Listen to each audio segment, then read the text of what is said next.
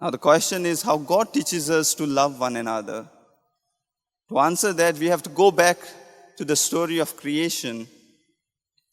In the book of Genesis chapter 1 verse 27, we are told we are created in the image and likeness of God.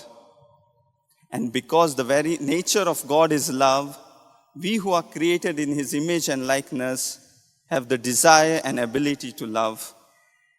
That means from the very beginning, love, the law of love is written on our hearts. And that is why this shows us that we do not learn to love, but it is given to us as a gift. It is already planted in our hearts and is waiting to be lived out each day. Now the gospel gives the message of love, a kind of message of love in a different form to the parable of talents.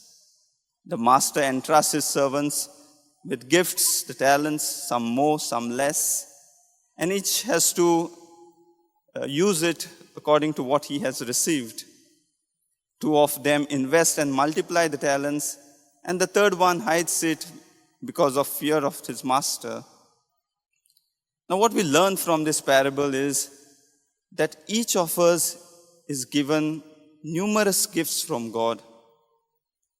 And the greatest gift that we have received is the ability to love one another.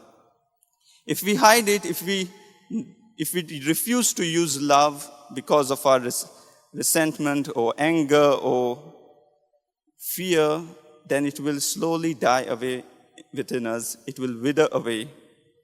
But if we share that love by serving others, by helping others, by forgiving, then that will grow and multiply.